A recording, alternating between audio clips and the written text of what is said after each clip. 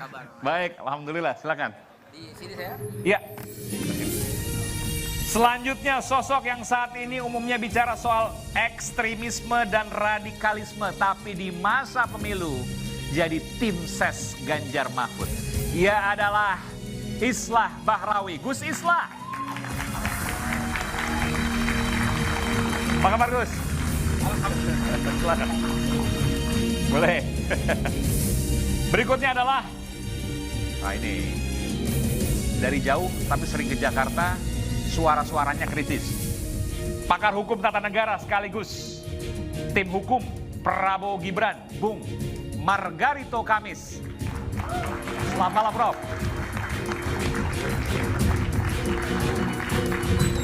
Oh, ini independen. Oh, independen. Oke, terima kasih. Hah? Tim? Kalau saya dukung Prabowo ya. Oh, dukung Prabowo ya. Saya tim, salah kan Pak? Oke, dukung Prabowo. Mesti dirawat. Dirawat. Dukung Prabowo atau dukung Iya. Prabowo Gibran atau Prabowo aja? Prabowo 2018 sampai sekarang. Oh, Gibrannya kenapa nggak didukung? Oh, itu semain. Oke, tadi ada koreksi. Jadi pendukung Prabowo dari 2018 sampai sekarang. 2014 sampai sekarang untuk Mas, tapi tidak dukung Mas Gibran, Pak Prabowo aja. Paling terbuka ini, luar biasa. Saya juga mengundang pakar komunikasi politik, pecinta sepak bola karena memberi kritik secara jenaka dan terbuka. Bung Ege Effendi Ghazali. Prof, apa kabar? Saya nggak ditanya pendukung siapa. Saya pendukung Aiman Wicaksono. Terima kasih Prof. Os. Waduh, saking semangatnya itu. Oke. Baik, lanjut ini. Satu ini, sosok yang satu tengah sibuk tur film promosi. Tapi kalau dia dan dua teman yang berliterasi khusus politik. Aktor yang juga, ya, aktor Dirty Food, ya, masih dalam perjalanan. Nanti saya akan panggil Bung Ferry Amsari. Nanti saya akan panggil belakangan. Pengamat politik, kita juga mengundang ada 3 partai politik di sini. Pengamat politik sekaligus Waketum Partai Umat, TB Masa Jafar. Pak TB Masa, selamat malam. Pegiat sosial, pegiat media sosial, dosen. Sekarang jadi politisi Partai Solidaritas Indonesia, PSI. Bung Ade Armando.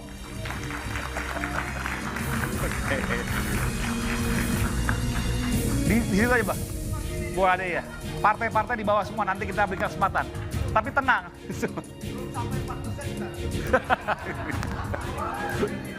Kira-kira nyampe 4% nggak? Pakai itu. Nyampe 4% nggak? 4, sekian lah. Oke, 4, sekian. Bentar. Pertanyaan ini, caranya halal nggak? Halal dong. Insya Allah halal. Insya Allah Amin. halal. Oke, nanti kita bahas di sini. Lalu kemudian Ketua DPP Bidang Politik Partai Perindo, Bung Yusuf Lakaseng.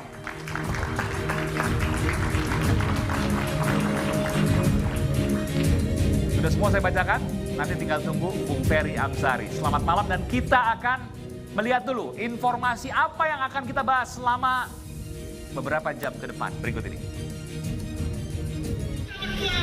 Demi rakyat, untuk Indonesia semakin baik. Lebih dari 2 pekan sudah usai pelaksanaan pemilu, hingga hari ini dugaan kecurangan masih lantang disuarakan. Bentuk kecurangan paling kentara ada pada aplikasi Sirekap yang diakui KPU sendiri kusut semrawut. Hasil unggah foto form C hasil itu yang di-scan, lalu kemudian hasil pembacaannya anomali, dan kemudian kami lakukan koreksi secara bertahap. Calon Wakil Presiden Mahfud MD mengaku mengantongi bukti untuk membongkar kecurangan pemilu.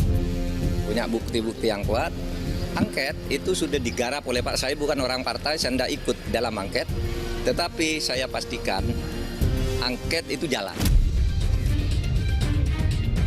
Bau amis kecurangan pemilu melalui aplikasi Sirekap sangat terendus. Bertambah lagi hal janggal di Sirekap. Suara PSI tiba-tiba melonjak tinggi. Berkenaan dengan jumlah perolehan suara, ya, lalu dikaitkan dengan quick count, itu tentunya belum bisa kami komentari karena memang quick count sendiri itu menggunakan metodologi ilmiah. Presiden Joko Widodo punya cara sendiri menanggapi anomali suara partai yang dipimpin oleh putra bungsunya, yakni Kaisang Pangarep. Itu urusan partai, tanyakan ke partai. Tanyakan ke KPU. Perubahan suara-suara partai terjadi dalam hitungan waktu. Sudah benarkah hitungan KPU? Atau ada simsalabim di balik serekap yang diselimuti masalah? Tim Liputan iNews melaporkan.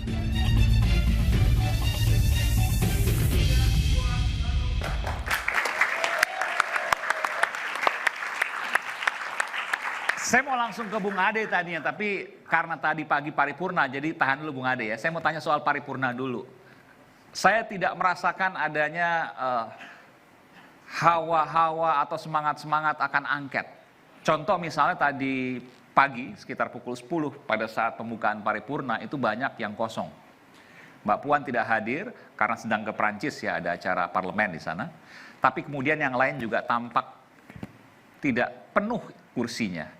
Yang bicara hanya saya catat PKB yang mendukung hak angket 1 orang, kemudian PDIP Mas Aryo Bimo, dan juga Partai Keadilan Sejahtera PKS. Saya ingin tanya dulu ke Bung Syahganda, nanti ke Bung Gus Islah. Angket kira-kira jadi nggak nih? Jangan-jangan nggak jadi, batal di tengah jalan. Bung Syahganda ini selain tim Nas Amin juga studi Sabang Merauke, betul ya? Silakan Bung Syahganda. Ya, terima kasih Bung Aiman dan teman-teman sekalian. Pertama dari tim Amin sudah jelas bahwa mereka komit pada hak angket.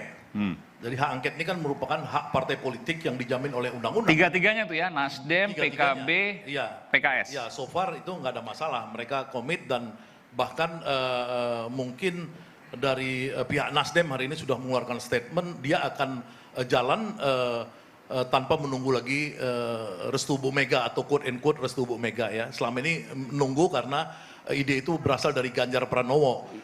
Itu yang pertama. Yang kedua, akan jalan tanpa restu PDIP Bu Mega. Ya, maksudnya nggak akan jadi dong, karena walaupun inisiatifnya oke bisa jalan, ya, tapi nanti, pasti gagal karena secara angka nggak akan mungkin tercukupi. Kalau dari Bu Mega sendiri kan sampai saat ini seluruh rakyat tahu bahwa representasi penting dari PDIP kan sudah mengeluarkan statement bahwa PDIP akan masuk juga ke hak angket. Ya, jadi artinya nggak ada keraguan dari sisi itu. Semua tokoh-tokoh utamanya ya di PDIP yang kita udah bisa lihat Baharsa, kemudian TB Hasanuddin, kemudian hari ini Arya Bima dan lain-lain. Artinya tokoh-tokoh PDI juga menyampaikan itu. Jadi saya pikir hak angket ini kan hak yang biasa milik partai politik, ya, milik DPR untuk dia mempertanyakan sesuatu hal dan dijamin oleh Undang-Undang Dasar 45 bahwa dia punya hak. Jadi nggak ada masalah. Saya pikir hak angket ini akan berjalan karena apa? Karena saya tanyakan langsung kalau gitu. Kapan inisiatif ini akan ditandatangani, ditulis dan diserahkan? Saya belum tahu persis ya, tapi yang saya beberapa kali memberikan statement ya terkait dengan hak angket ini, misalkan Surya Paloh itu melit aja hak angket ini. Karena apa? Karena supaya tidak ada keraguan-raguan kapan atau lebih lama ya. Saya pikir itu setelah setelah tanggal 20 ya mungkin ya, 20 setelah ada pengumuman KPU lebih jelas siapa-siapa yang akan ada di DPR nantinya, mungkin hak angket akan bergulir dari situ nanti. Setelah tanggal 20? Ya, nggak terlambat itu? Nggak ada yang terlambat kan, karena kan ini hak angket ini kan adalah hak untuk memeriksa, menginvestigasi namanya branch ya, kalau dalam teori trias politika itu untuk legislatif ini punya hak untuk memeriksa eksekutif. Jadi itu nggak ada masalah. Siapa yang mau diperiksa? Ya Jokowi dong. Presiden Jokowi dan ininya kebijakannya kan. Itu kan udah pasti dalam Undang-Undang Dasar 45 dijamin itu. Jadi nggak ada masalah. Cuma ini harus dijelaskan juga. Kan yang mengelola pemilu itu kan KPU. Pengawasnya Bawaslu. Kenapa Pak Jokowi?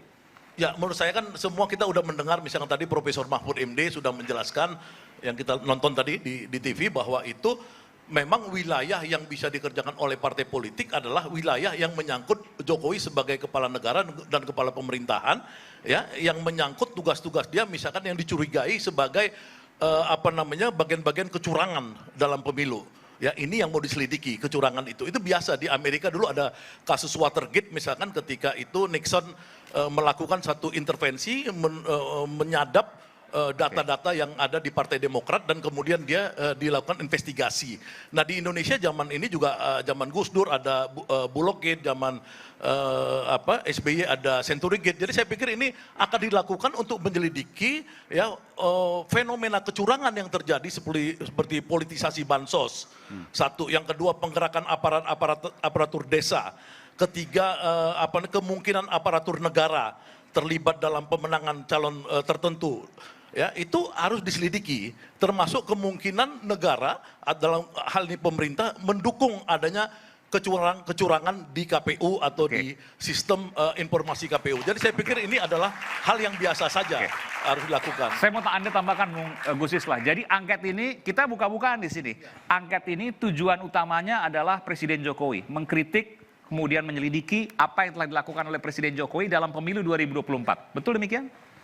Ya, saya kira memang betul ya, karena bagaimanapun di dalam APBN itu kan sudah digariskan semua anggaran-anggaran tentang penggunaan bansos, yang ternyata memang bansos ini berada di luar koridor yang sudah diputuskan sebelumnya, termasuk anggaran-anggaran yang ditarik dari belakang ke depan, dimajukan ke periode hari ini kan seolah-olah memang ini dibuat untuk satu konsumsi pemilu, untuk berusaha meraih elektoral yang sebesar-besarnya dengan menggunakan, kalau istilahnya para aktivis kemarin-kemarin itu kan pork barrel. Dan pork barrel ini udah biasa dan selalu mengundang pertanyaan dari berbagai praktisi-praktisi demokrasi di seluruh dunia, termasuk di Amerika zaman Nixon juga. Sekali lagi juga Bang Saganda, bahwa zaman Nixon juga ada pork barrel itu, di mana tuduhan terhadap Nixon waktu itu adalah menggunakan anggaran-anggaran sosial untuk berusaha menggunakan daya pikat elektoral dengan menggunakan kebutuhan-kebutuhan masyarakat itu. Dan ini juga sepertinya dilakukan oleh Pak Jokowi, saya tidak tahu. Tapi apa nggak risih nanti Nasdem misalnya,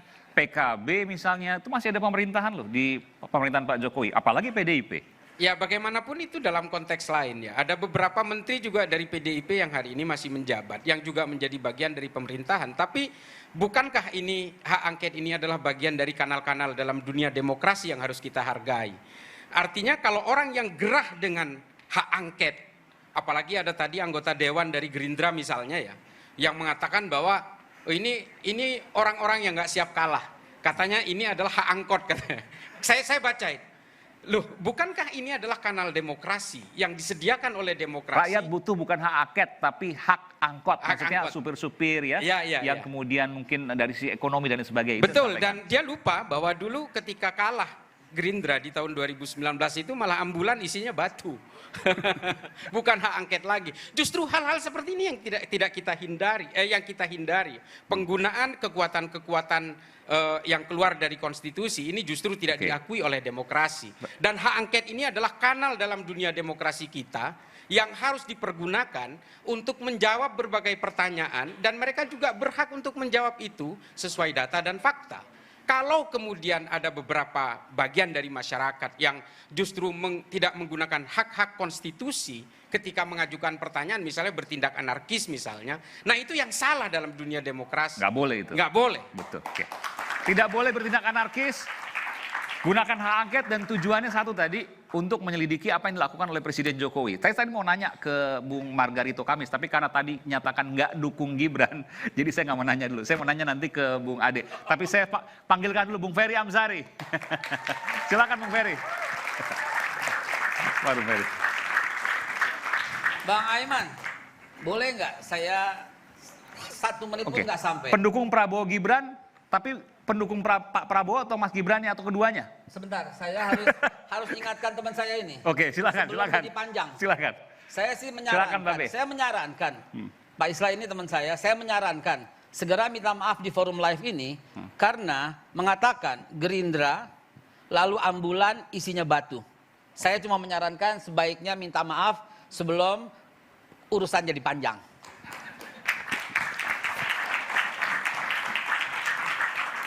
Saya tidak mau minta maaf karena linknya dari Liputan 6 masih ada sampai hari ini. Yang memberitakan bahwa ada kronologi penangkapan oleh Polda Metro ketika itu, ketika ada ambulan berlogo Gerindra, di dalamnya berisi batu. Apa yang mesti saya minta maaf? Saya cuma menyarankan supaya nggak jadi panjang. Kalau beliau tidak mau diingatkan sama saudaranya ya udah. Ya, nggak usah ngancam-ngancam gitu, mentang-mentang menang.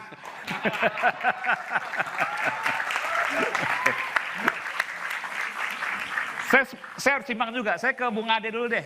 Ke Bung Ade, ini bukan soal suara PSI yang tiba-tiba melonjak atau orang katakan misalnya simsalabim suara dan lain sebagainya. Tapi ini soal hak angket dulu. Karena di sini saya lihat yang paling pendukung Jokowi ya saat ini hanya Bung Ade. Jokowisme PSI maksudnya. Silakan Bung Ade. Sorry, pertanyaannya adalah? Soal hak angket akan menyelidiki apa yang dilakukan oleh Pak Jokowi dalam pemilu kali ini. Anda punya komentar soal itu? Ya sebetulnya kan tidak, saya nggak tahu kenapa datangnya kata Pak Jokowi itu dari mana ya. Karena kalau kita baca hak angket kan terhadap produk-produk dari perundang-undangan lah kira-kira begitu ya. Termasuk dalam hal ini adalah penyelenggaraan pemilu kan. Jadi kalau dalam hal ini saya pribadi, saya lagi-lagi harus mengingatkan. Saya memang datang sebagai seorang kader PSI. Tapi saya tidak ingin mengatakan ini adalah sikap PSI ya. Jadi ini adalah sikap saya dulu nih. Sikap saya adalah hak angket adalah sebuah hak yang layak diajukan oleh anggota DPR. Ketika dia merasa undang-undang pemilu itu ternyata dijalankan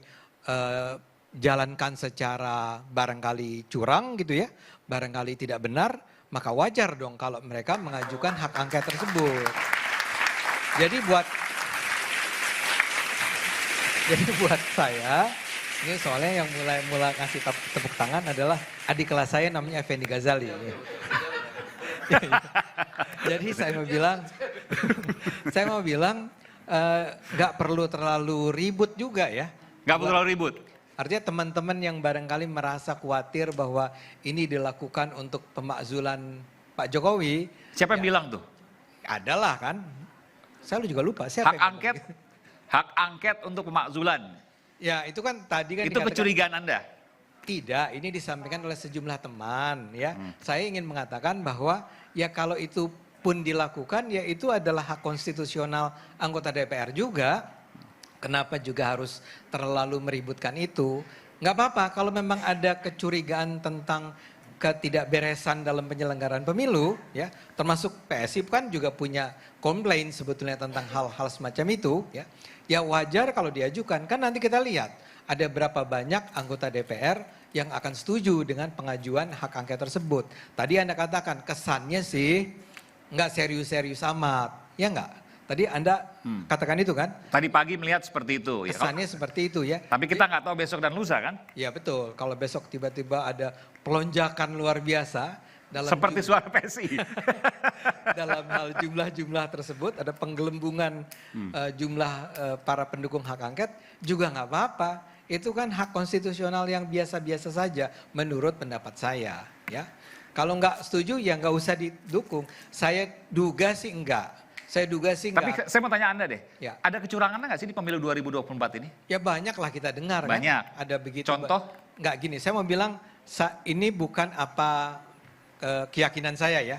Jadi apa yang kita lihat di medsos misalnya, ada banyak orang yang mengirimkan ketidaksesuaian antara C1 dengan hasil rekapitulasi kan. Ya. Kemudian kita juga mendengar ada misalnya kemarin Lembaga Penelitian Indikator mengumumkan bahwa ada pihak-pihak tertentu, partai-partai tertentu yang diketahui atau dikatakan oleh masyarakat sebagai partai yang memberikan uang haram. Saya lupa, serangan fajar, ya. Istilah serangan fajar. Itu kan licik juga, itu nggak benar. Dan itu juga perlu dibongkar. Ada ketidaksesuaian angka, ada serangan fajar, ada tadi misalnya tuduhan benar nggak ada serangan, ada apa? Bansos ya, manipulasi bansos. Kan semua itu harus dipelajari secara... Termasuk suara PSI, saya mulai masuk situ ya. Termasuk suara PSI, saya mau menunjukkan nanti ada grafik ya. Ada grafik yang mungkin bisa ditunjukkan. Bahwa si rekap dengan perhitungan C hasil itu berbeda. Ini salah satunya misalnya di Kumparan yang kemudian menuliskan ini.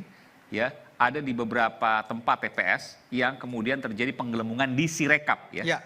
tidak sesuai dengan C hasil. Coba saya ingin minta putarkan dulu, boleh? Itu ya. Nah, iya. TPS 041 Panjer Denpasar Bali. Sirekapnya 46 suara, lembar C1 38. Ada 8 suara ya yang menggelembung. TPS Sukakerta Ciamis. Sirekapnya 29, padahal aslinya di C1 hanya 2 suara. Ini di Sentani, Papua, TPS 14. 82 suara di Sirekap, padahal aslinya di C1 atau C hasil hanya 2 suara. Nanti saya akan berikan kesempatan pada Bung Ade setelah jeda. Apa yang terjadi? Sirekap dengan C hasil kok beda? Kenapa bedanya banyakan ke PSI saja? Ada apa sesungguhnya? Nanti saya berikan kesempatan sekali lagi. Tetaplah bersama kami di Rakyat Bersuara iNews.